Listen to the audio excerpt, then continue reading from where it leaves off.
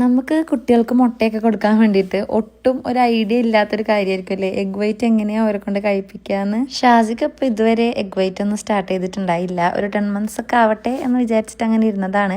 അപ്പോൾ ഇപ്പോൾ എനിക്ക് 10 months ആയിട്ടുണ്ട്. അപ്പോൾ ഞാൻ അങ്ങനെ എഗ് വൈറ്റ് സ്റ്റാർട്ടാക്കാൻ പോവാണ്. അപ്പോൾ ഞാൻ അതിനായിട്ട് നമ്മുടെ ചോറിൻ്റെ കൂടെ മുട്ടേൻ്റെ എഗ് വൈറ്റ് കൂടെ ഇട്ടിട്ട് കുറച്ച് വെള്ളം കൂടി വെച്ചിട്ട് നന്നായിട്ട് മിക്സിയിൽ അരച്ചിട്ട് എടുത്തിട്ടുണ്ട്. ഇങ്ങനെ ചോറൊക്കെ മിക്സിയിൽ അരച്ചിട്ടെടുക്കുന്ന ടൈമിൽ ഞാൻ എഗ് യോക്ക് ആഡ് ചെയ്യാറില്ല കേട്ടോ. കാരണം എനിക്ക് അങ്ങനെ അരച്ചിട്ടൊക്കെ എടുത്താൽ ആ ഒരു ടേസ്റ്റ് നല്ലതായിട്ട് തോന്നിയിട്ടില്ല. ഷാസിക്കും അത് വലിയ താല്പര്യമില്ല. അതുകൊണ്ട് ഞാൻ അങ്ങനെ കൊടുക്കാറില്ല. അത് സെപ്പറേറ്റ് ആയിട്ടാണ് കൊടുക്കൽ. ഫസ്റ്റത്തെ 2 സ്പൂണൊക്കെ ഒന്ന് മൈൻഡ് ചെയ്തിട്ടില്ലെങ്കിലും പിന്നെ അവനങ്ങനെ കഴിക്കുന്നുണ്ടായിരുന്നു കേട്ടോ. അതിൽ മുട്ട ആഡ് ചെയ്തിരിക്കണ അവൻ അറിഞ്ഞിട്ടില്ല തോന്നുന്നുണ്ട്. അപ്പോൾ നിങ്ങളെങ്ങനെ എഗ് വൈറ്റ് ഒക്കെ കൊടുക്കുന്ന വേറെ എന്തെങ്കിലും വഴിയൊക്കെ ഉണ്ടെങ്കിൽ ഉറപ്പായിട്ടൊന്ന് കമൻറ്റ് ചെയ്യണം കേട്ടോ.